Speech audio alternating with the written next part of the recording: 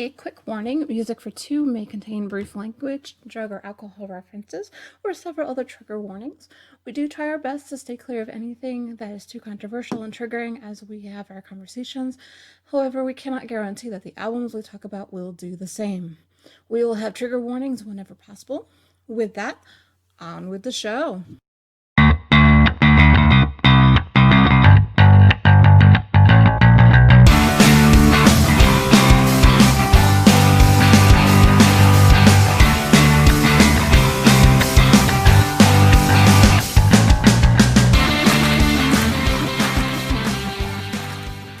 Hello everyone, I am Silver. And I'm Emptyeye. Welcome back to Music for Two. Emptyeye and I are really into music, video games, TV, movies, and honestly, neither one of us are going to make any apologies for our geeky sides, let's be honest about that. Emptyeye and I each have our individual podcasts. I actually do host the Silver Streamland podcast here on YouTube. I do put up episodes mostly every 2 weeks, sometimes a month. At this point, it's every month. Basically, it is mostly an audio podcast that I put pictures to basically show off what I have been working on, I've been reading, been watching, and stuff like that I've been listening to. If you'd like to find me on social media, I actually can be found as @SilversKnitting on Instagram and Twitter. I do have a group for my show on Facebook with the same name. All show notes for the show can actually be found at www.silverstreamlandpodcast.com. We do also have a newly relatively formed Discord group that you can join if you are a fan of the show. I'm actually going to be linking it down below and in today's show notes. Just so you know, this link actually does expire within 24 hours or so, so if you happen to miss that window, just message me and I'll actually send that to you as well and create a new one. And I host the Divisive Albums podcast, which I hope to get back to one day, which you can find on iTunes or Apple Music or whatever it's called now, among other places.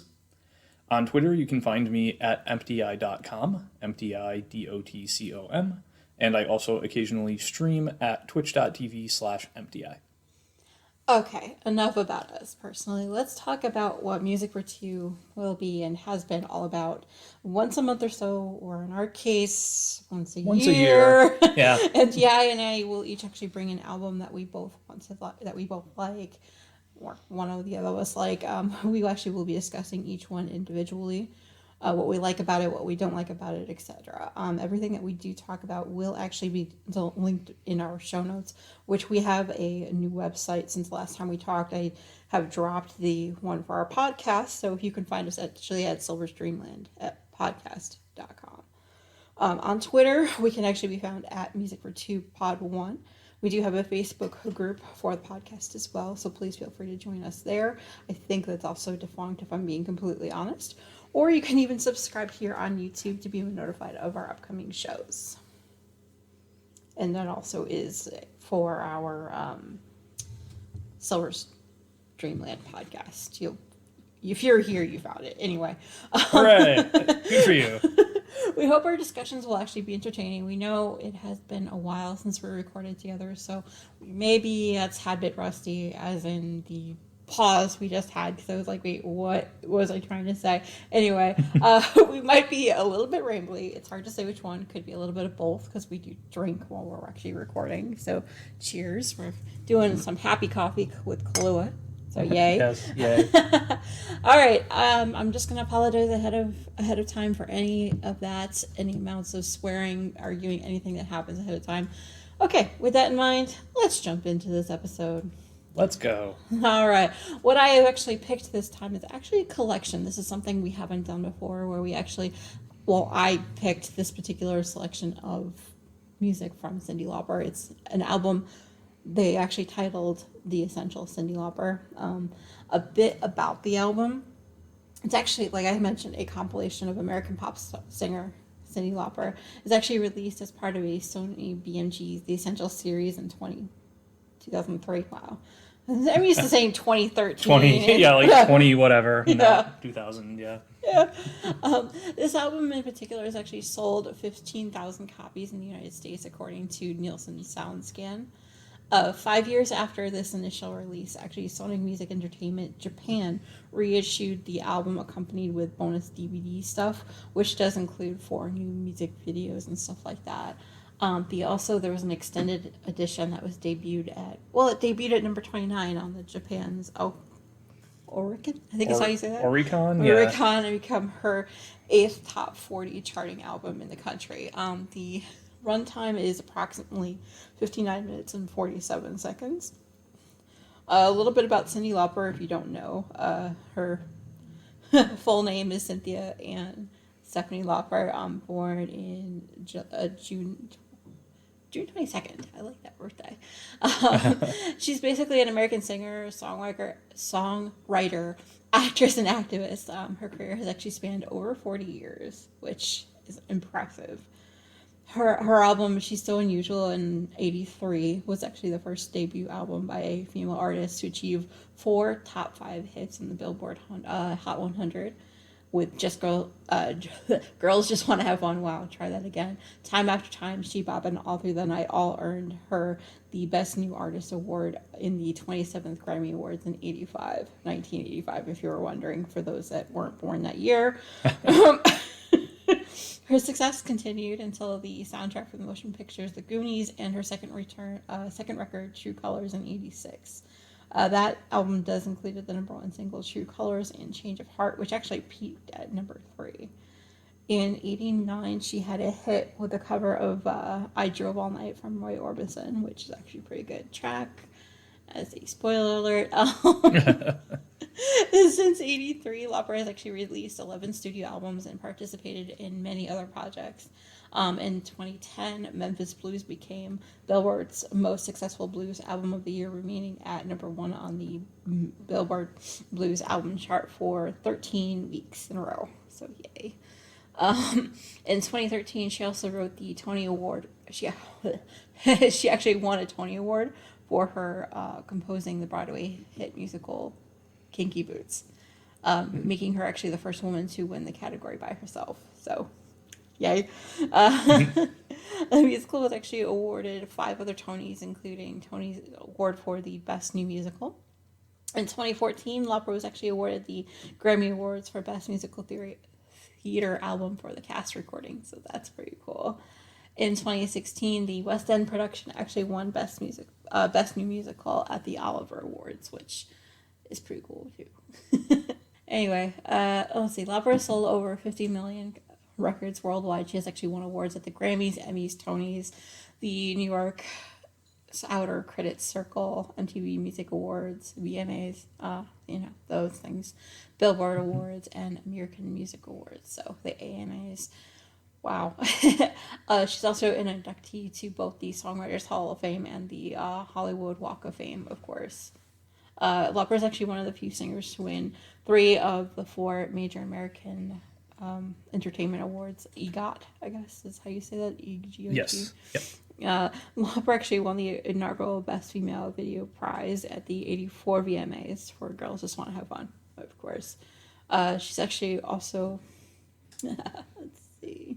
Right.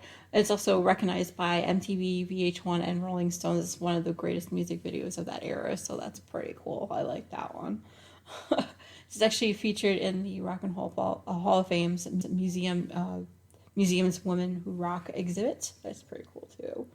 And her debut album is actually included in Rolling Stone's list of 500 greatest albums of all time, and Time After Time is included in VH1's list of the 100 best songs of the past 25 years.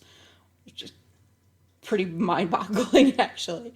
VH1 has actually ranked Lauper's number 58 of the 100 greatest women of rock and roll, which is, I don't know, personally pretty cool. I like that fact.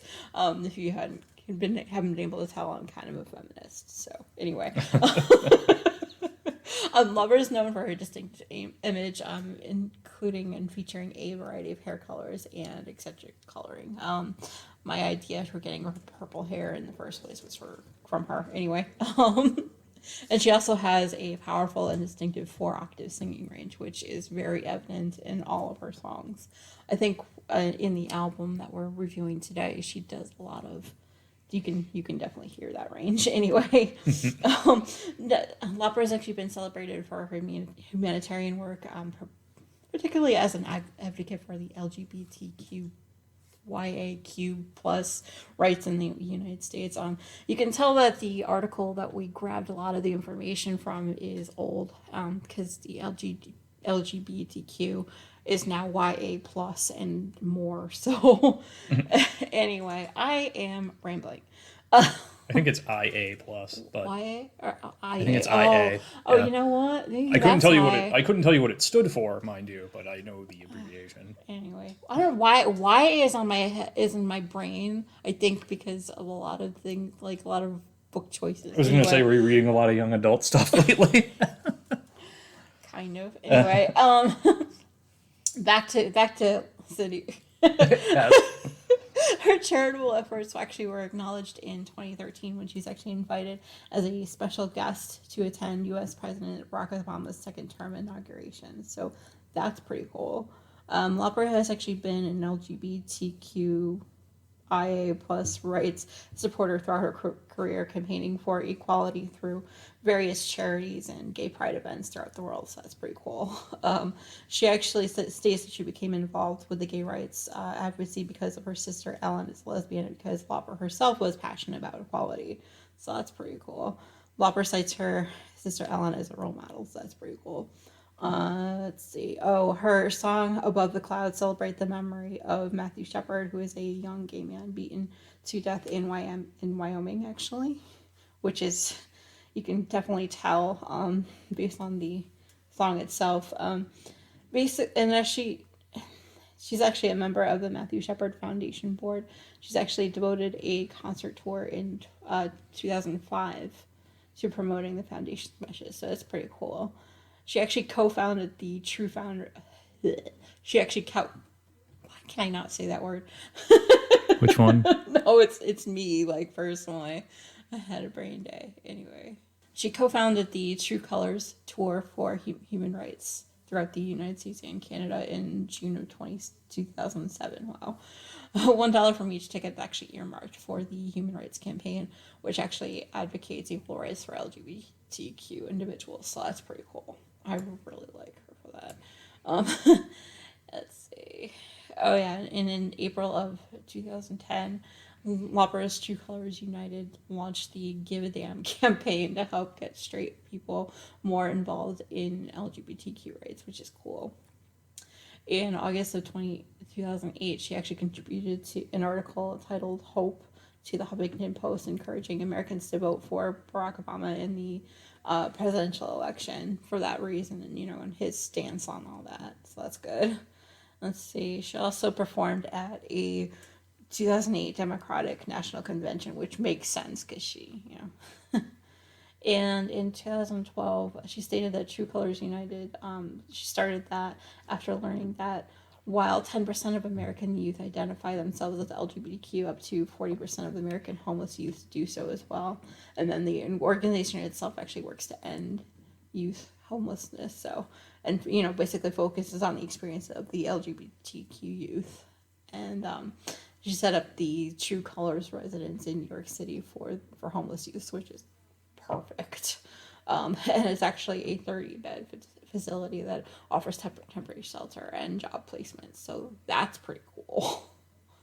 We usually at this point tend to talk about the singles off the album, as this is it's a compilation of her most well-known singles. I'm just gonna go on to the next stuff. Yeah, singles off the album, all of them. Yeah, all of them. It's a greatest hits album. What do you expect? Exactly.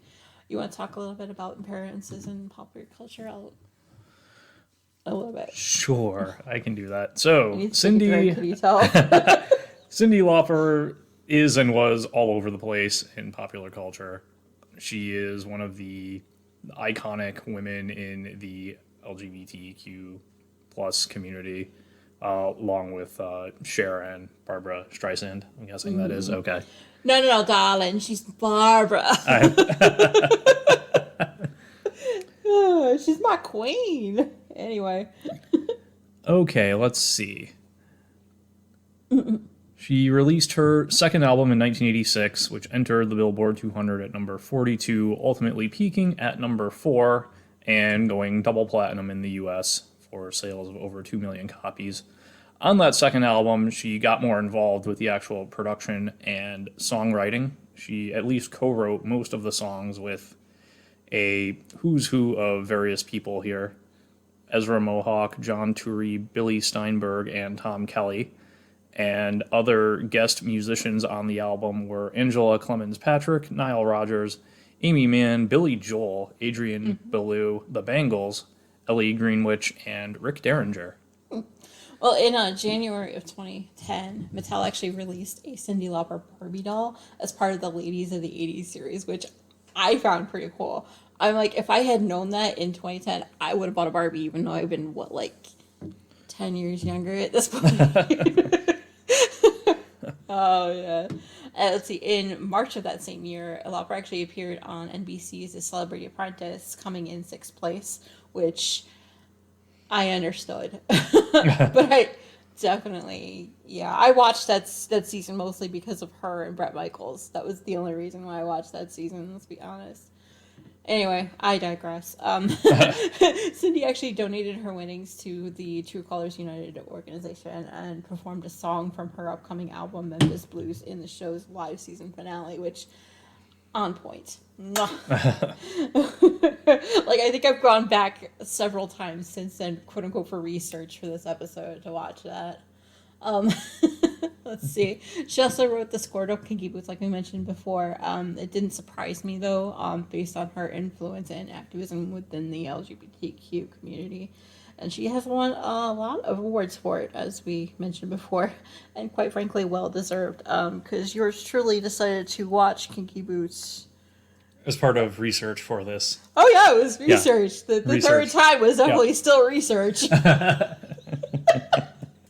Yeah, I'll out myself before he does. Let's see, a few interesting facts. Actually, one interesting fact I put in this category. According to AllMusic.com, the album moods for Cyndi Lauper album can be described as energetic, quirky, street smart, theatrical, wistful, confident, joyous, playful, stylish, whimsical, amicable, good-natured, celebratory, passionate, witty, campy, I don't know about that one, cheerful, detached, exuberant, reflective, sexy, carefree, earnest, fun, humorous, rowdy, and sophisticated.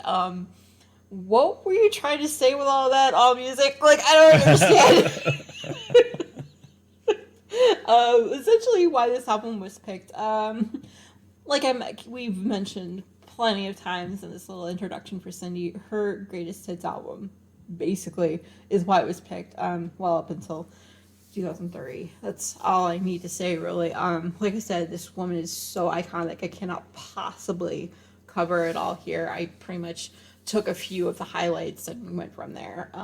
I went on a 3-day bender, I guess you can say, just to not go that far into all the details. I couldn't possibly do her that much honor anyway, or do that much. What's the word I'm looking for? Justice? I couldn't do it justice. Yes, thank you. Yeah. That's why I keep them around, y'all. Brain fog days. Anyway, I'm actually just going to link her wiki page in our show notes so that way you can go ahead and, see all the proof that is. Yeah. Yeah. We're going to actually move on to what I'm calling a free falling. The first track on this album is called Girls Just Want to Have Fun.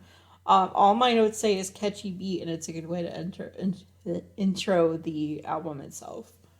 And it's the most well-known. That's fine. So my notes, I'm actually a little surprised that that's all your notes say, because you tend to write out a lot more, whereas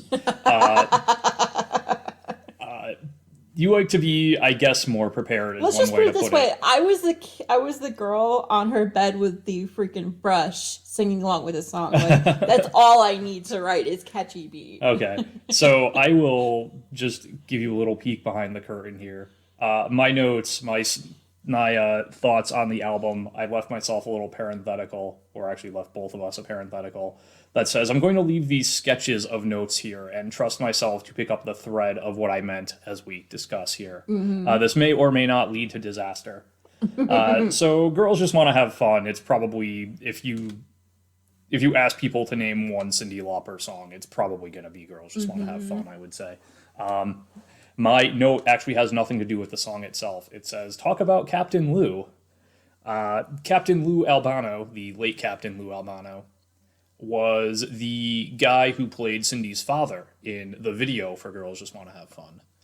He was quite the character in his own right. He was a professional wrestling manager. People of a certain age who like video games may also know him as Mario, both the voice and the live action skits during the Super Mario Brothers Super Show in the late 80s, early 90s. That was Captain Lou.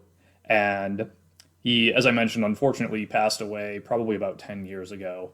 And he was 76 at the time, which is Yeah. not Still super, middle-aged. Not super young, but not super old. And I actually remember thinking that was older than I expected him to be. But then I thought about how he was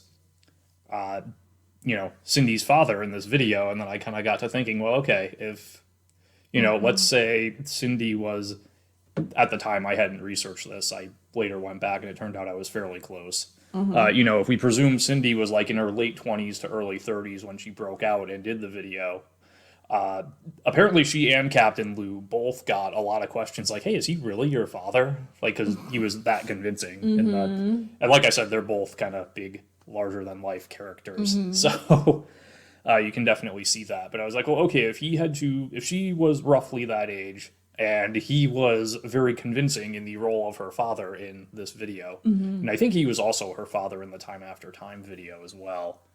But point being, for that to work, he would have had to be at that point in the early 80s in like his, late 40s, early 50s. And so, like I said, he passed away about 10 years ago at 76. I was like, yeah, okay, that actually kind of checks out. As for the song itself, like I said, this is kind of the, she has a greatest hits album that we're discussing here. So obviously she's known for more than one song. But if you pick a Cyndi Lauper song, this is probably, word association, Cyndi Lauper, Girls Just Want to Have Fun. It's basically the first song that I ever heard from her, and I was hooked. It was the only song of hers my mom would let me listen to at the time. Like, until I was a teen, basically. Right. So, as for the song itself, like, her voice and her range in this song is kind of, again, what I associate with Cyndi Lauper. And so that, I was kind of in for a surprise as we listened to the rest of this album, let's put it that way. Even though I knew a number of the songs, not all of them, but some of them, where she doesn't quite sound like that. But anyway, yeah, I like this song a lot, as I think a lot of people do. Exactly. The next one, Money Changes Everything. Now, I have a note of, I do love this one. I really do. It's got a catchy beat, good message, and good stuff from there. Anyway, what did you write? Because it looks like you wrote more there, too. Not more. This one is kind of like a rock country sort of vibe to it that I like. But she still got the same kind of timbre from Girls Just Want to Have Fun, even though the song itself is actually pretty different. So, yeah. Yep. All right, I think I might say more about that later. I don't know. I'll figure it out. Okay. Let's see. Who Let in the Rain? I wrote. I'm not really sure that I liked this one. I think this is actually only the second time I've heard this one. This one's not as popular on the radio and all that, so I was like, okay, I needed to listen to it a few more times as we were getting ready for this episode.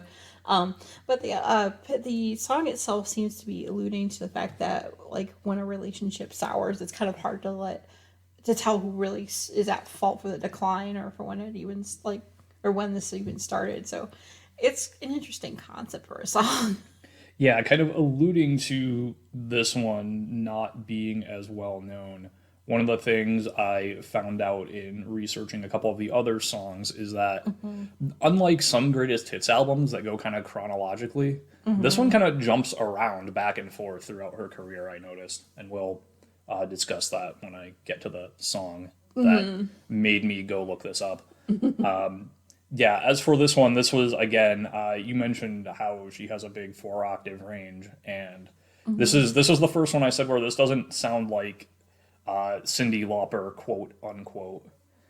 Meaning, like I said, I associate her timbre and her range with Girls Just Want to Have Fun, and so when she goes outside of that, I'm like, oh, that's interesting. All right. Let's talk about the next track, She Bop.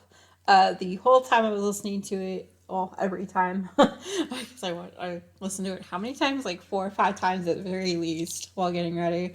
I was literally bopping my head to the pop music, and it's basically all that it's talking about. But the song itself has always been controversial.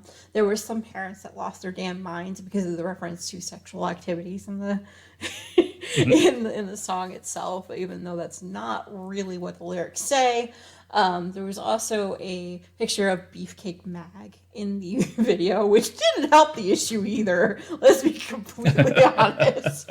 I have to say, I think this song has actually made her the female sexual empowerment icon that she actually is today. Let's be completely honest, because of the video. She's kept completely mum about what the lyrics actually mean to her when she was writing it.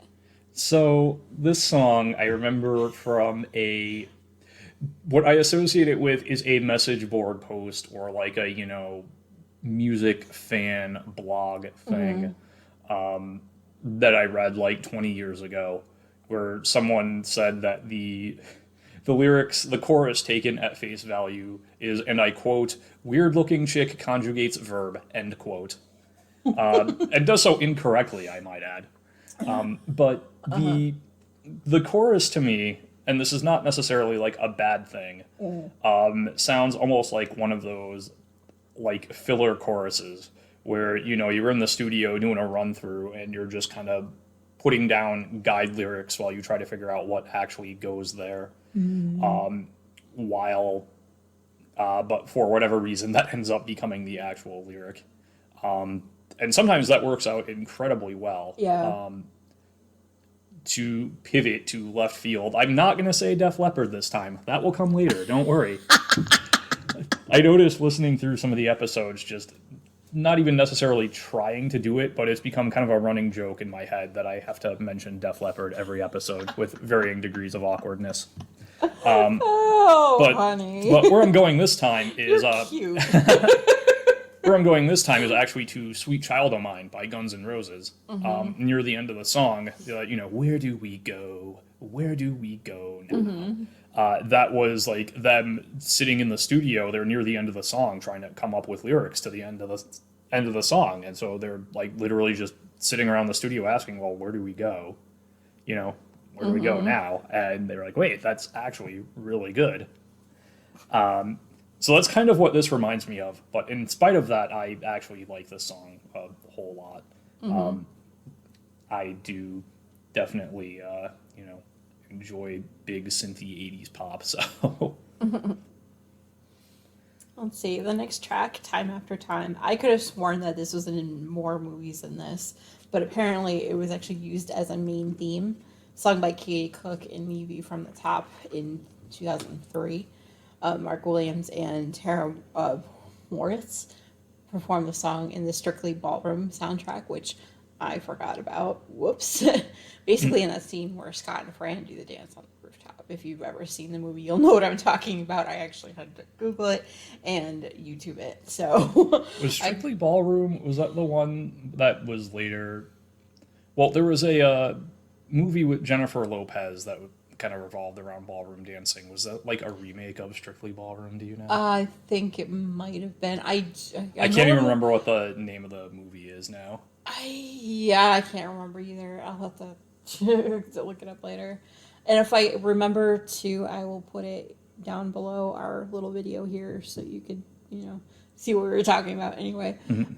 Let's see. Ava Cassidy's version was actually featured on the TV series Smallville in what they called the Smallville soundtrack. It was the Talon mix is what they called it. Because the Talon is the name of the coffee shop that Lana works at, and everyone in town must visit. Anyway, the 2006 cover by Quiet Drive, whoever that is, appeared during the dance scene of the film John Tucker Must Die, which I didn't know. I had to look that up. It's also contributed to a running gag in the second season of the series My Name is Earl. And if you must know, the song has also been performed on American Idol 3 times. It's actually featured in numerous times in Rummy and Michelle's high school reunion. That's actually where I knew it from, to be honest. I love this song. I don't know if it was just me, but I thought it might have been. I thought it was some kind of version was in Land Before Time. But it didn't get credited as that. Weird, right? Yeah. I don't know. Maybe I'm just bugging. You're talking about like the dinosaur movie, right? Yeah. Okay. Like it's the end titles, I thought, but it might have been something else. I think it might have been something else because I think it would have popped up and then I think it would have popped up, yeah, especially if it was in the first one, because the first Land Before Time was a big deal before they made endless direct-to-video sequels. Oh God, I hated those sequels. Every single one of them was a bomb. It smelled like a bomb too. They eventually made so many of them that they just gave up numbering them. Yes. Like, I think there's like 15 of them or something. Ew! They didn't even need one. Anyway. So anyway, for whatever reason, the full title of this as it appears on this album is Time After Time, Una y Otra Vez. So there's a Spanish subtitle, and I, for the life of me, have no idea why. I was like looking it up, like, did she do a Spanish version or something? No. It's that popular. There's just a Spanish subtitle on the version that we have, and there are so many people that have covered this song and actually done it in Spanish for her. Don't quote me on that, but I think that's where that comes from. To be Maybe honest. that's why. Okay. Yeah, it's definitely one of her most popular songs as well. Definitely. Like I mentioned, it's all over. Yeah, all and over. this is. I suppose I shouldn't have been that surprised that, Cyndi Lauper can do kind of multiple timbres with her voice, because here she doesn't really sound like it's in the same range, but it's a lot, I guess, smoother and less shrill, which sounds more negative. But I know what you mean. That sounds more negative than I mean it to be, but the point is her voice sounds very different than it does in Girls Just Want to Have Fun, even though... Well, I mean, she also was older, too, so she definitely would have learned how to control the girlish shrill, as you say. Let's see. You don't have any other notes on that one, right? Okay, we can talk about the next track, which is I Drove All Night. Like I said, this is actually a cover of Roy Orbison's song, and it's actually also done by Celine Dion. Who knows? She does a lot. Anyway, let's see. I mean, something about dreaming while driving is an interesting concept especially for those whose brains just go a million miles a minute. Because I do a lot of thinking while we drive places. You can ask Emptyeye on that one. Yes, can confirm. So this song, being a Roy Orbison cover, actually makes a lot of sense to me now, because Cyndi sounds vaguely like Stevie Nicks to me on this song. And Stevie, even though a lot of her songs are kind of, I guess, earthy and witchy to really oversimplify, her voice does have a little bit of kind of country twang to it. So this actually now makes much more sense to me as far as why she sounds kind of Stevie Nicks-y on this song. It's true, yeah. Like I said, it definitely is one of those songs that kind of like takes you on a journey. Anyway, the next one we're going to talk about is called Hat Full of Stars. I have to say it's definitely a haunting tale through this song. Honestly, I really do love this one. This morning I was listening to it, and I'm like, I really like this song. It like totally just takes me in a different mindset, which is pretty cool.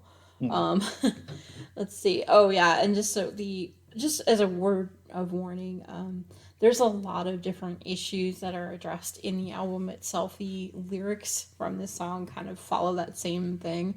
The album itself does deal with issues like, as in abortion. There's also racism in there, spousal abuse, and incest and things like that. But yeah, it was definitely a very complicated album. That one, I liked that one though. But yeah, so that way, Yeah, I just have as my notes for this. yeah. That's not really helping me pick up the thread here, I'm going to be honest. Well, basically, the way that I took a lot of the lyrics were like, okay, well, there's a lot of issues that that you could be addressing, and you just take one out of your hat and deal with it one at a time, kind of thing. But I don't know if that's necessarily where Cindy was always going with those lyrics, but that's just I think, if I remember correctly, and I definitely could be wrong, I think that this was at the end of that same album that I just mentioned, and she was addressing the fact that, yes, we've talked about all these issues, but Do you know what that album is actually called? oh geez Louise, I think it's actually the same name, if I'm being honest. Yeah, Okay. why don't you talk about the next one? I'll look. Sure. So the next song is called Change of Heart. And it is very kind of, well, I wrote funky with an exclamation point. But it is a very kind of 80s funk pop, again, huge synth bass song that there is one factoid from that'll be coming up in a few songs that I kind of knew in general, but I didn't know the specifics of it, and I thought it actually applied to this song. But again, we'll discuss that when we actually get to that song. But yeah, I like this song a lot. I like the chorus and everything to it. Yeah, Change of Hearts. Yeah, it's definitely like the story of somebody whose lover has left and she's kind of waiting for him to come back. It's got that catchy beat and a sad message. And honestly, the juxtaposition of both of these actually makes this a pretty awesome song. Okay, so on the Hatful of Stars, yes, that is the album title as The well. album title is also Hatful of Stars. I think. Yeah, there's a lot of stuff on that album, if I'm Okay. being completely honest. If I actually even look at all that information, we'll go on a rando dive into that, because that's just how much I love those albums. Anyway. I don't know, do you have any other notes on? No, that's we can move on to Okay. Sisters of Avalon. Yes. Thematically, the album that it comes from actually expanded on the issues of complacency and ignorance in popular culture, and the discrimination of minorities, gays, and women's. You could actually, and women's and women. You can hear what Cindy is going for in the song. To be completely honest, it's telling the story from a female's perspective. It's actually on brand for her, which I absolutely love, obviously. So this was a song, number one, that, again, she sounds a lot like Stevie Nicks here, and Sisters of Avalon sounds like a pretty Stevie Nicks song title, to the point where I actually had to go look up and see if Stevie Nicks was involved in this song at all. Spoiler alert, she wasn't. But more importantly, or I don't know about more importantly, but this gets to what I was discussing earlier, where this album kind of jumps around all throughout Cindy's career, going back and forth. Because, obviously you started off with Girls Just Want to Have Fun and She Bop from her first album. Now we're into the late 90s here, before we jump back to the 80s to kind of close out the album. It's a mix. Yeah. Apparently this album the album is also called Sisters of Avalon, and apparently did not do all that well commercially, but...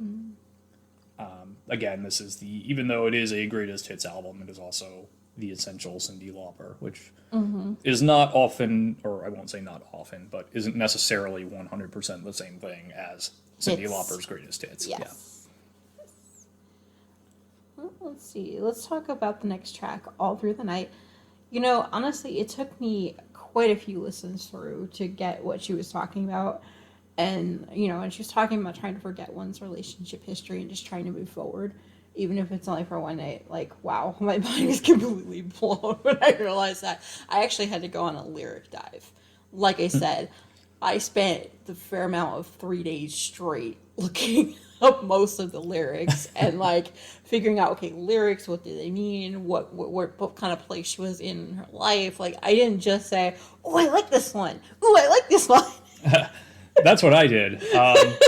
Well, because it also was your first time listening through, because I actually own this album. Right. It was my first time, listening to, basically any of the songs that weren't her big hits, which was, I'd say there were probably about 4 or 5 of them on this album that, yes, I could say I knew beforehand.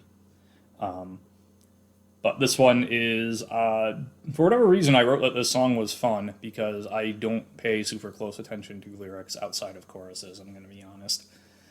Well, it's that whole prog rock part of you too, Yeah. where they're always worried about the music and not necessarily the lyrics. I do firmly believe that good music can save bad lyrics more than good lyrics can save bad music.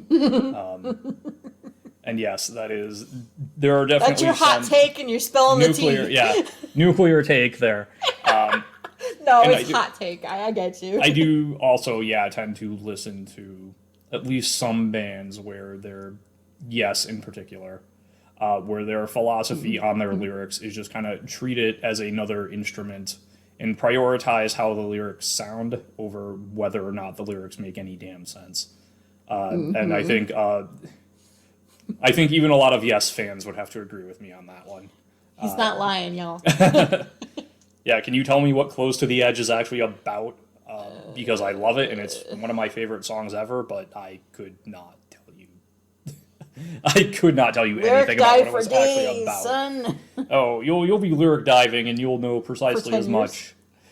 You'll know precisely about as much as to what the song actually means. You mean like, so 10 years from now, I'll still be looking for them damn lyrics? Yeah. Yeah. Okay. You'll read them and you'll be like, oh, okay, sure. Right. Why are we going on a Yes tangent? Let's get off of that. All right, so. Let's talk the next track. Yes.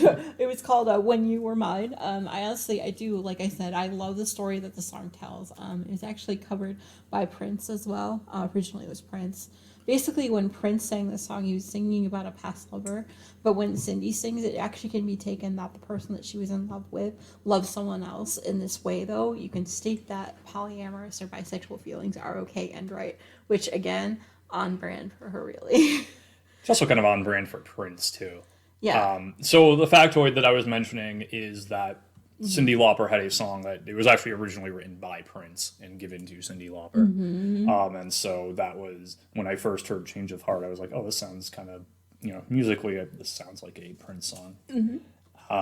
But yeah, this was another song that you can kind of tell it is very Prince-y. Yeah. I read an interview with Cyndi Lauper where apparently something that Prince would do, like, at the end of concerts is he would just, like, kind of close his eyes while he was playing the song and invite, like, invite people from the audience up to sing along with him. And so he did this one time when Cyndi Lauper was there, and so she got up and started singing. I don't know if it was this song or another song. But then, she does that, and he's like, wait, whoa, what, Cyndi? What? That's cool. That was funny, yeah. I don't even know where you got that knowledge, but I want your brain sometimes. I don't know I don't know why or how I picked this up. I probably started looking up When You Were Mine, and then, deep dove. Fell down the Wikipedia rabbit hole. Yeah, that's a pretty wide hole. Let's just put it that way. Anyway, you have any other notes on that one? Or? No. All right. Move on. Let's move on to True Colors. Okay. I'm going to take a little bit more time with this song. Always, because it's kind of one of my favorites. I have to say, this song is really like the perfect reminder to everyone that you were perfect the way you are, regardless of how you are. Honestly, like, this song has been everywhere in the LGBTQ plus community. It's actually pretty far embedded in popular culture. Like, she sings this at every get together, like every rally. It's played everywhere. It's such an awesome message, and quite frankly, like, yeah. It's one of those songs that, like, gets me every time. Like, I'm, like, thinking about the lyrics now, and I'm like, oh my god. You can't see it, but I'm, like, totally clutching my heart. Like, she totally is. I can confirm this, too. So, yeah, this is one of the songs that I knew before listening to the album. And yeah, I agree with pretty much all of that. I never did realize until fairly recently that she was saying beautiful like a rainbow at the end of the choruses. Which, again, the whole LGBT. Q plus, Yeah. yes. Yes, that anagram has gotten larger over the years. Yeah. But that's because we do want to be inclusive with everybody. So Right. I wouldn't blame them for... Anyway. Yeah. I have 0 notes for this next song, so... It's actually called Unhook the Stars. Now, I'm going to mention, I really do like the message in the song. It's a message really not to be afraid to let go of a relationship that's like really poisonous to one's mental health. I mean, if you take a look at these lyrics, like, oh, they're positively gorgeous. I'm going to read off a lyric. I was living your life hoping you'll never fall. If I held on tight enough, and letting you go now is like a passport to anywhere. With time on my hands, I can make a new start. Like, Yeah, those lyrics alone. Yeah. It's like, ooh, goosebumps. Goose camp. Honk. I listened to this song not long before we started recording this. I did run through the album one more time, and I can tell you nothing about it, unfortunately. Maybe it's one of those that just kind of you stop listening at some point. Maybe it was, yeah, because A, it was kind of near the end of the album, and B, in between True Colors and the next song, both of which I do know. So it probably kind of got filtered out there at some point, honestly. Yeah, there are some tracks like that in every album, I think. That might be one of them for you, but I really do like that song. That and shit, what's the other one? Hat Full of Stars. Like those two together, they kind of sound similar enough that maybe that's what happens. It could be too, yeah. The titles are also kind of similar. Yeah, that's why I had to look at it. Like, okay, let me make sure I got the right title. Anyway, let's move on to one that you probably have slightly more notes for. The Goonies Are Good Enough is the final track on the version we're going to be talking about. Obviously, it's the theme song from the Goonies. Good enough is good enough for me. I kind of like that message, to be honest. You probably have more to say about it than me. One of the things I knew beforehand was apparently actually Cyndi Lauper herself hates this song and thinks it's one of the worst things she ever recorded. Yeah, I can see what she's talking about with that. So, well, I don't know if I would necessarily go quite that far. There is an 8-bit arrangement of this song used as kind of the main theme for... I don't know if it's actually in the first Goonies game that came out for the NES, because that never got a wide release in the US. But for whatever reason, they made a second Goonies game called The Goonies 2. And because sequels are fun, yo. Yeah, so Annie, the girl in that in The Goonies, is a mermaid for some reason. And so you have to rescue her and all the Goonies playing as Mikey. Anyway, bringing it back to this, there is a 8-bit arrangement again that did get released in the US, and the main theme that plays throughout a lot of the game is an 8-bit arrangement of Goonies Are Good Enough. And frankly, I think that arrangement musically might actually be a better arrangement than the actual song. That could be what she means, though. So, maybe she wanted the 8-bit to be her version. I don't know. So, like I said, I don't know if I'd go quite so far as to say it's the worst thing she ever recorded, but I could, like you said, I can sort of see where she's coming from with it, when I would honestly, musically at least, well, maybe she wanted to do more with it too, and just 8-bit arrangement. Yeah. Moving on. Yeah. Just as a quick warning, we do have the one that is not like the Japanese edition, but there was additional tracks added to the Japanese editions, like Hey Now, which is Girls Wanna Have Fun, Set Your Heart. There's a exclusive track on a version released by Walmart, which in 2007, thank you, called Shine.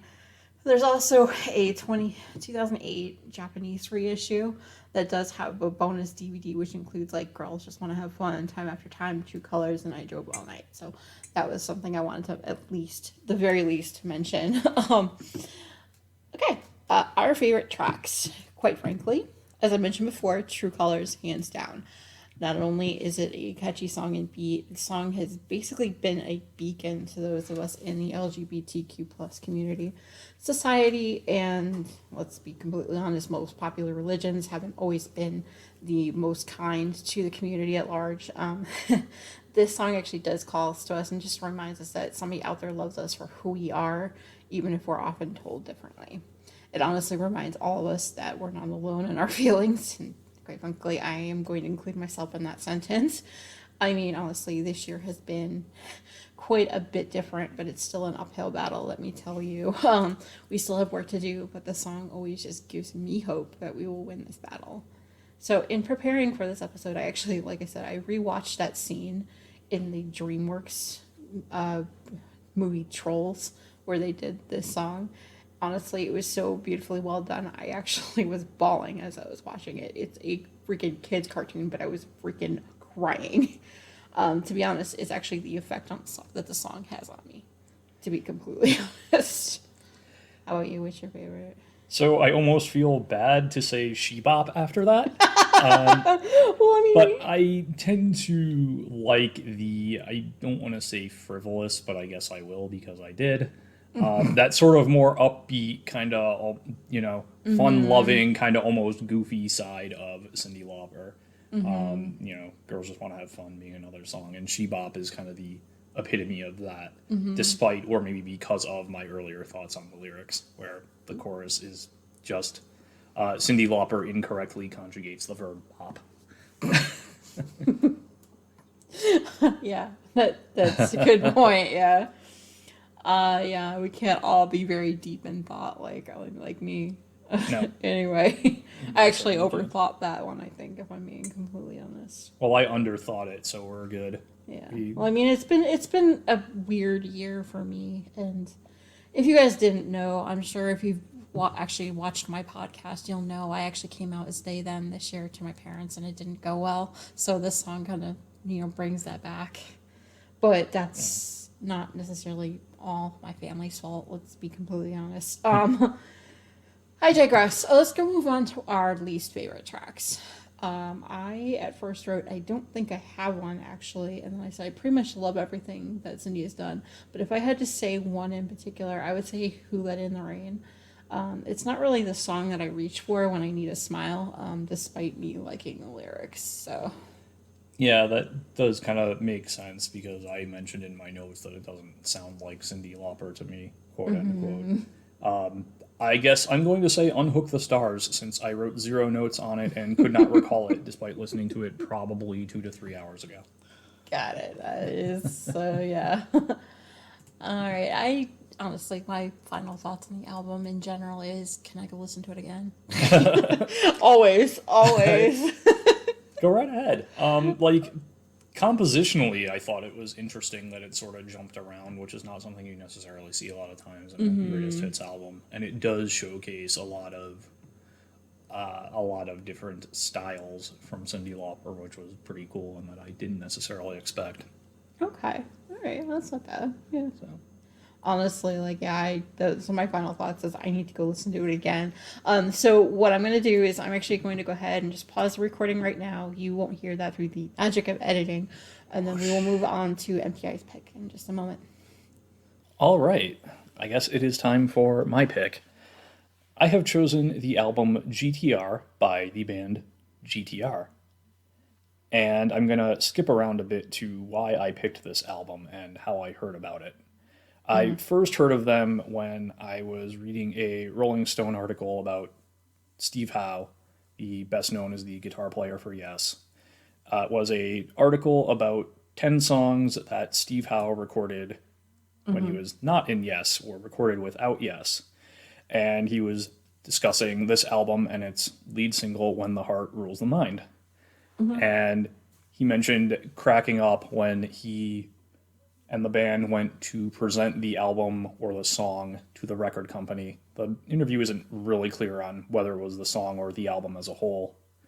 And the record label wanted more reverb on it. And he cracked up retelling the story because, as he put it in the interview, quote, there were about 10 reverb units on every song, and he laughs. Every instrument was assigned to different reverb. It had tons of reverb, end quote. So I knew I had to listen to the rest of this after I heard the song, which was linked in the article. And A, I liked it, and B, I completely agreed with Steve Howe on his position of basically, how much more reverb could you possibly want on this? Bringing it back to the whole shoehorn in a Def Leppard reference.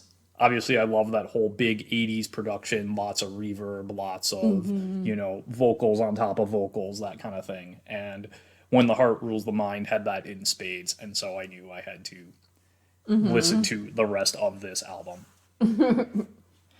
With that, about the album itself, GTR is the first and last, we'll get to that in a second, album from the prog rock supergroup of the same name. The album and group was kind of a cynical creation, which, again, we'll get to that in a moment. The principal players in it are Steve Howe, best known as the guitar player for Yes, he also plays in the band Asia, and Steve Hackett, who is the former guitarist for Genesis and also has a long solo career. So the band and the album name come from the abbreviation used in recording studios for when you want to label the guitar track. You label it GTR, which makes sense. This is a supergroup collaboration of two great prog rock guitarists. The album came out in July of 1986, hence the tons of reverb. Peaked at number 11 on the Billboard 200 and ultimately went gold, which for a basically new band whose probably most successful member at that point was not really doing much of anything. Steve Howe was kind of between bands. He wasn't in Yes or Asia at that point. That's reasonably successful, I would say. Yeah, I think so. The singles off the album, When the Heart Rules the Mind, peaked at number 14 in the US. The Hunter, which was less successful, peaked at number 85 in the US.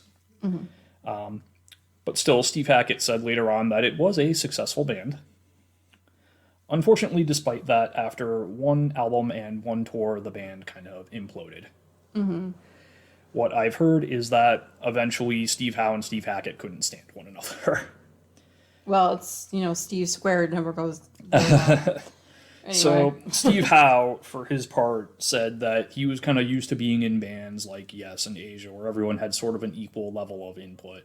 Whereas Steve Hackett, by that point, was basically a solo artist. He was used to being in bands or in acts where he was kind of running the show. And Steve Howe, for his part, thought, eventually that led to some tension between the two of them. Steve Hackett, for his part, criticized Brian Lane, who was the manager who really brought this whole thing into creation. It wasn't really an organic thing, from what I've read. There's also a short kind of making of about the band and the album, where Brian Lane kind of admits this, where it was really his idea to bring these two together. And sort of the way he pitched it was kind of, you're both great prog guitarists, you're both named Steve, could work, last names both begin with H, what do you say, that kind of thing. Reach is what I say. Yes. So, Hackett basically did it because his last couple solo albums to that point hadn't done very well. He needed kind of a commercial shot in the arm. I don't really know what Steve Howe's motivation was, but since he was kind of between bands, I'm sure he sort of just said, yeah, sure, why not? Let's give it a whirl. Yeah. He also noted that the two of them kind of had different approaches to how to use the studio and how much money to spend in the studio, which probably also didn't help. Right. Hackett was the one who kind of put an end to the group because he mentioned, again, he acknowledged it was a successful group, but because of how they approached the studio, and I guess he later blamed Brian Lane for sort of dividing and conquering Howe and Hackett, sort of forcing them to accept some, less than ideal financial arrangements. Right. He was the one that kind of put the kibosh on it. After that one album and tour, they did try to keep it together. Hackett tried to bring in Brian May from Queen, though he ultimately said no. Right. Interestingly, at that point, it was known that Howe and Hackett couldn't stand each other. No one it was never officially said whether Hackett intended for May to replace Steve Howe or if he wanted to get himself out of there and have Brian May replace him. But either way, Brian May said no. I think they did try to bring in a couple other guitarists after Howe and Hackett had both left the group. Howe to be in a group with a bunch of Yes people that was not called Yes. Just sort of outside the scope of this, but Right. definitely look up the whole history of like Yes and the name and everything. It's fascinating stuff. But anyway, like I said, the band did not last, but beyond that. Hackett also said in a 2001 interview, luckily he and Steve Howe now get along a lot better. But he did say that essentially no one should have been really surprised that that band only lasted the one album. Because in his mind, like, once you start talking prog, or really any supergroup, kind of inherently he thinks that supergroups are kind of have a short shelf life. They're kind of a novelty thing. Actually, he's not completely wrong. Let's be He's honest not, about no. that. Even going back to, like, the band Cream, which was a supergroup of English, blues musicians with Eric Clapton, Jack Bruce, Ginger Baker. That band was kind of doomed from the start because Jack Bruce and Ginger Baker couldn't stand each other even before they had joined Cream together. It was kind of Eric Clapton who brought them together. Probably had a favor that they owed them. Yeah, and again, they, even Cream only lasted a few years before they imploded because, again, Jack and Ginger couldn't stand each other, and Eric eventually got sick of playing mediator, was more or less what happened. So, besides the novelty of Howe and Hackett getting together, the group's other main gimmick, if you will, was that they wanted a contemporary, 1986 sound, but without using keyboards to get that sound. And so what they did with this was they used basically MIDI pickups on Howe and Hackett's guitars to get keyboard sounds, quote unquote, using their guitars. So what they found, and potentially another reason for the band ultimately imploding, was that's kind of as the cool kids today say, weird flex, but okay. You're getting two guitar gods together to make a bunch of music that's not centered around a guitar sound. But okay, sure, fine. But what they found was essentially, while it worked well in the studio, that MIDI guitar pickup technology, it wasn't ready for real-time live use. Gotcha. And so what they ended up having to do was bring in a keyboard for the live tour anyway. So the band's lineup, normally we'd start with lead vocals, but that's not really why you're here. So the band consisted of Steve Hackett and Steve Howe, who both did electric and acoustic guitars, guitar synthesizer, as we discussed, and backing vocals. You had lead vocalist Max Bacon, who was kind of another reason. I don't want to say a reason for the band's short shelf life, but from what I've read, he's kind of kind of a love him or hate him style vocalist, which I can kind of see. I'm in on Max Bacon. Let's put it that way. But I can see why some people wouldn't be, and we'll get to that. You then had Phil Spalding on bass guitar and backing vocals. Jonathan Mover on drums and percussion. And then while he wasn't an official member of the band, Matt Clifford was the guy they brought in to play keyboards live. I mean, technically, he's a live musician. He's kind of a touring musician, yeah. The songs, all of them basically were written primarily by Hackett and Howe with various contributions from the others, except for one. Which I think we'll discuss as we go. Yeah, we can kind of discuss that as we get to it. Yeah. We're definitely moving into free fall, and I love this part. Right? All right, so the first title track is actually When the Heart Rules the Mind, which is one you liked. Yep. I honestly, right away, I got that early prog rock vibe from the whole song, and I really do love the lyrics. I literally wrote that as I was listening to it the first time. Right, so in that interview with Rolling Stone, Steve Howe said that like they knew right away this was going to be the single for the album, the lead single, and I can definitely kind of see why. Yeah, exactly. So the song itself, there are parts of it that remind me of like Subdivisions by Rush, not so much lyrically, but the before the vocals come in, that dun dun. Yeah, no, I could definitely dun. hear. Yeah, I definitely know what you mean about That part. As for Max Bacon himself, the vocalist, the vibe I got from him off of this song was he sounds a lot like Dennis DeYoung from Styx on this song, which again, not a bad thing by any means, but that was sort of where my mind went. Also, the lyrics, while more coherent than Yes lyrics, they do sort of have that same kind of feel of they don't really care about. Actually, it's almost the opposite, I would say. They don't particularly care about like rhyming the lyrics from line to line, especially in the second verse, where it kind of discusses the actors watching the guy steal the show while they're waiting in the wings and all of that. As for the production itself, yeah, like I said, a ton of reverb, very very 80s. They nailed the contemporary at the time sound, I will say that much. Let's see. Let's talk about the next track, "The Hunter." The guitar at the beginning, almost a straight up Hunter vibes, I guess. So it's a perfect title. It does have an interesting story that was told and shows off all the instruments. Those are my notes for it. I'm sure you have slightly more. Yep. So The Hunter was the other single from the album. It is the one song not written by some combination of Hackett and Howe. This was actually written by Jeff Downes, who produced the album and worked with Steve Howe in Yes during the drama days around 1980, and is actually in Yes now with Steve Howe.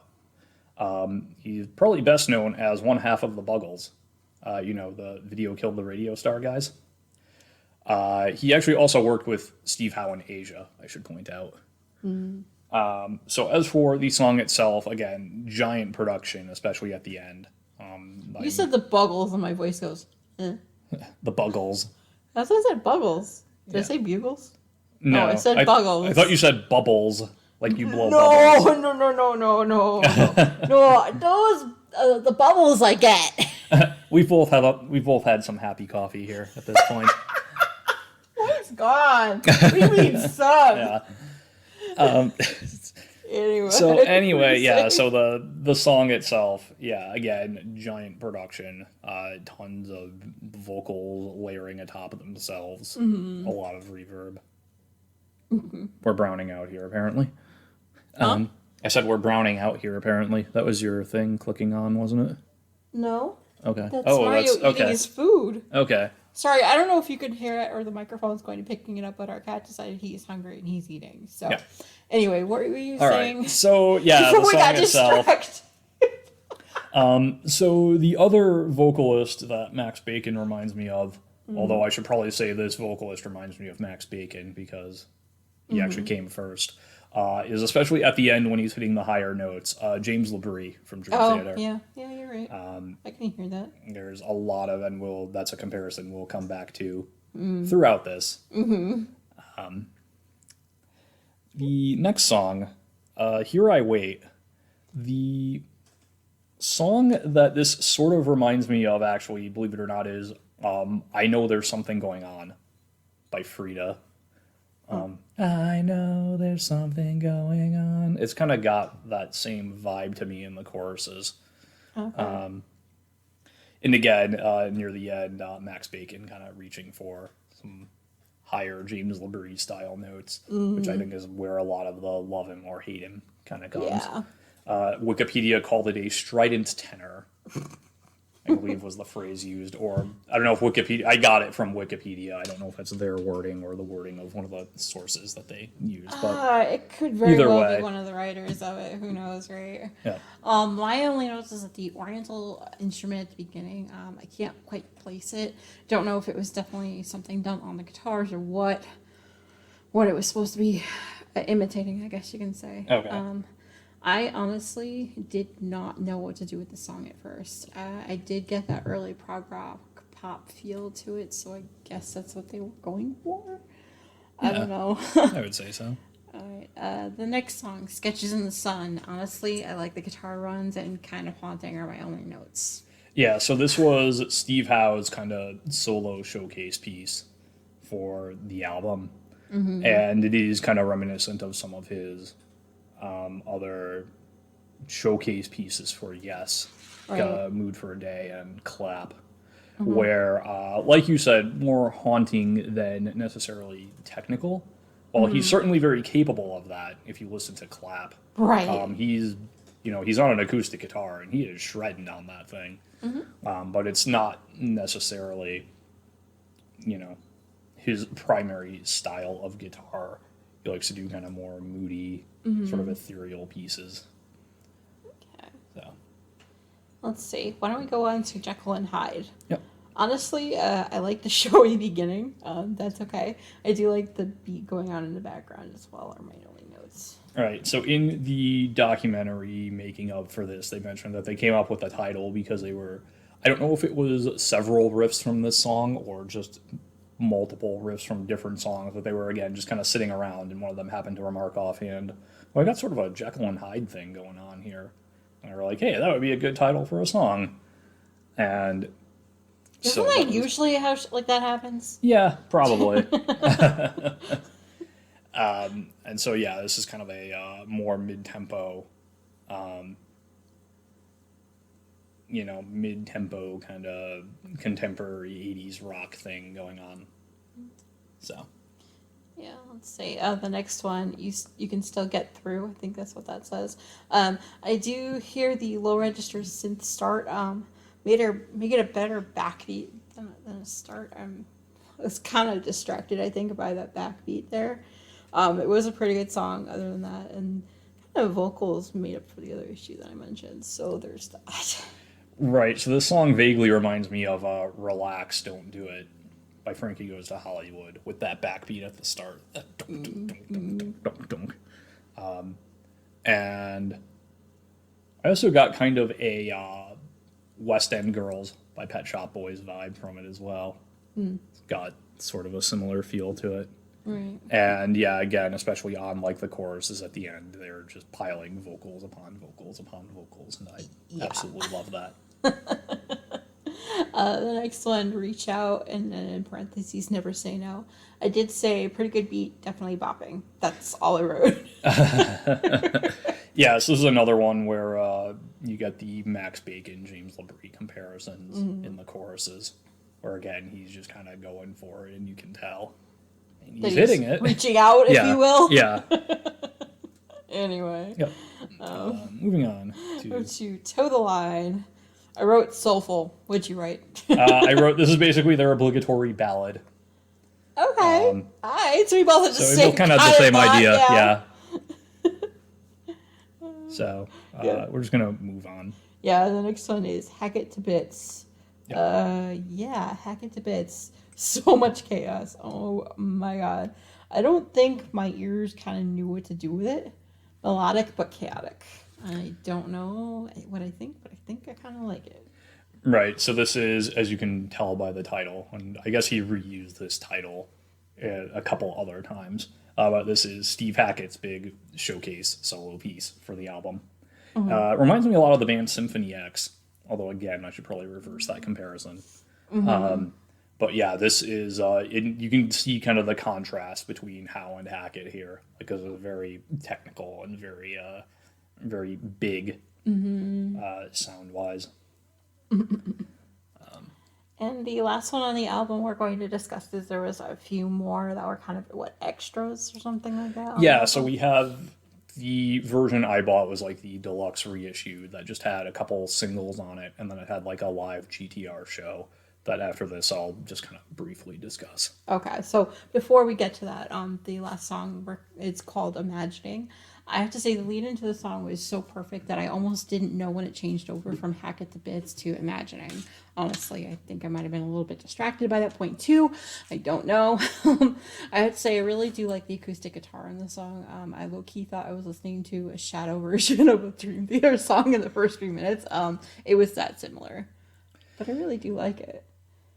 What this song reminded me of, not so much in the specific feel, like a lot of these, but more generally, was Damage Inc. by Metallica, where you have like that first kind of slower minute to minute and a half that actually doesn't have all that much to do with the rest of the song. But then it gets into, the, I guess, proper part of the song, where it almost sounds like an extension of Hack It to Bits in a way. And the vocals, again, you mentioned Dream Theater, which is not a bad comparison, but again, I got very Symphony X vibes from, especially like the backing vocals with the, all the lies you were told. That reminds me a lot of some Symphony X songs. But yeah, I think this is actually a great way to close out this album. Yeah. You said that you wanted to talk about those extras as well, or? I'll briefly go over them. So you have a couple of like the single versions of the two songs that were singles. I think Max Bacon later did like a solo version of one of the songs. And then the second disc, as I mentioned, is a concert from 1986 of GTR. Oh, gotcha. You can also find this on YouTube. You can find some GTR performances. And Max Bacon, his stage presence, not gonna lie, a little goofy. But he's clearly having a blast. He's having the time of his life up there, and I'm not gonna begrudge him for that. But more importantly, you mean more goofy than some of the that Rush put on stage? Points? I have yes. A point. Like I would say yes, actually. Like okay. So, yeah, like Rush are very good at putting like goofy props and things on stage. Max Bacon himself is kind of goofy, but like I said, I'm not gonna. Sorry, I sound like I'm making fun of him, and I don't mean to. Because more importantly, the dude had it. Like you listen to the album and you listen to him live, and he's got it. He can, he sounds great live. So I would say, definitely worth kind of tracking that down, even just on YouTube. He later was on this, I want to say like European kind of Star Search show called New Faces, where he was singing, When the Heart Rules the Mind. And again, everything I said here about his stage presence and his ability applies there too. But I just find it kind of amusing that, hey, do you think they knew he was kind of in a, he was already in at least a reasonably successful band prior to that? Probably not. Not many people on those reality shows actually do the research. Right. Now they do, but not when it was first starting. That whole phenomena. Right. So, yeah, as for, I guess, briefly getting into what some of the band is up to now, like I said, Steve Howe's back in Yes and Asia. Steve Hackett's doing his solo thing. Max Bacon did some solo things and actually sang on a couple of Steve Howe's solo albums. Yeah. So they are getting along. Yeah, they're all, like, for Max Bacon was never the issue with the relationship, let's put it that way.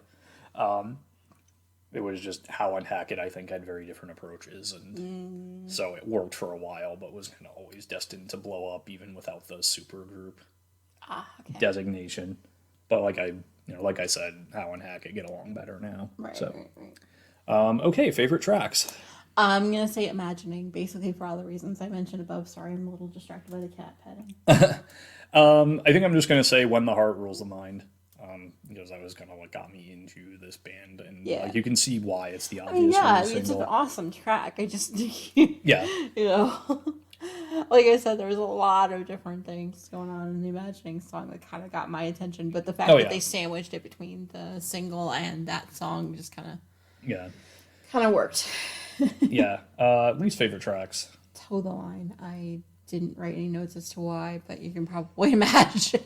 Yeah, I'm going to say the same thing. It's the one thing where, like, right now, that's the one song where if you asked me to, like, sing you a snippet of it, I couldn't do it. So. Right, I think that's part of it, too. It escaped my mind. Yeah, it didn't stick. Like, I was literally listening to the album this morning, and we weird. What song was that again? Right. Like, I don't know. I had some kind of brain fog moment where I couldn't remember anything of that song. Like, so there's that. Let's talk about our final thoughts. Let me go first. Simply, Okay. I'm gonna say I was really nervous about doing this particular album for this episode, mostly because I knew it was one of your like picks. I sat there every time I was listening to it. I'm like, I feel like I'm going to work. I'm going to a job listening to this album. Like, yes, there's songs that I kind of like, but the rest of it was just like, okay, dudes. Yes, you're showing off. Yes, and okay, throw it at me again. Sure, whatever. Like, that's my listening through this morning was, "Ooh, this yarn is pretty." Because I'm working on a shawl at the same time. I'm listening to this album. I'm like, this is pretty yarn. Wait, I was supposed to be listening. Hold on. Like, that's what it was. Like, I don't know. I was nervous because I'm like, I know you really liked the album. So it was like, I was like, okay, I'm going to do the, listen to it fairly and not like really judge it too much and not like, So say too much negative, I guess. But like, honestly, at one point I'm just like, okay, please be done, please be done, please be done. But that's just me because I'm not like as big into prog rock as you are. Like, you noticed our picks today, mine were like 80s hits I really liked and that like were part of me Right. and my genetic makeup versus so you and your prog rock. So what's funny to me is this album, to me, for whatever faults it has, it doesn't have a whole lot of like the stereotypical prog rock, endless odd time signatures showing off. But it has Stuff that to it. vibe, which kind of, so I think it confused my senses. Like, am I listening to prog rock or am I listening to somebody trying to sleep? Like, I really did feel like I was listening to somebody trying to sleep. So to me, the biggest thing that I got out of it was kind of like, what if James LaBrie from Dream Theater joined an 80s, like kind of a frankly sort of cheesy 80s synth rock band?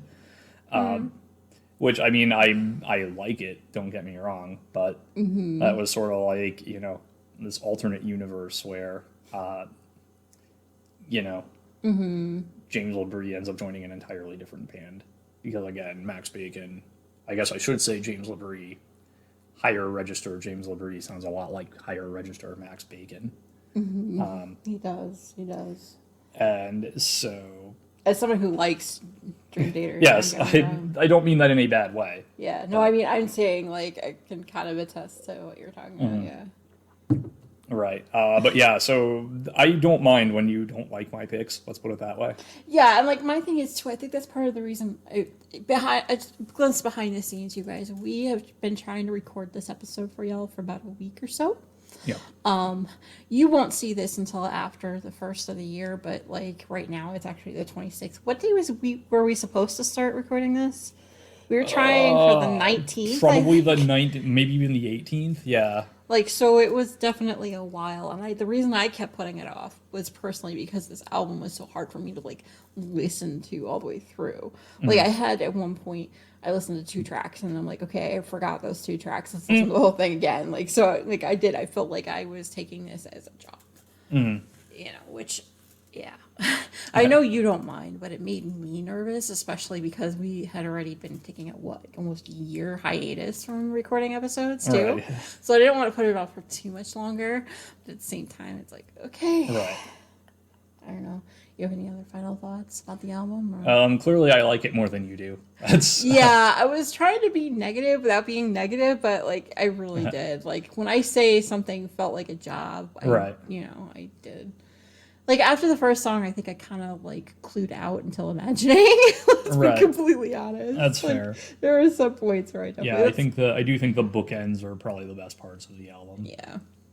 Yeah. All right, Silver from the future breaking in here to say that once we hit the stop record button, we actually realized we had a little bit more to discuss.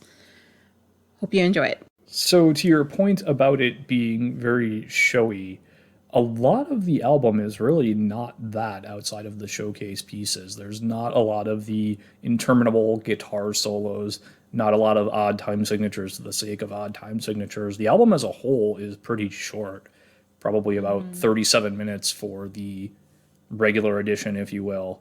A lot of the songs aren't super long. The longest one is probably about 6 minutes, which is short by prog rock standards.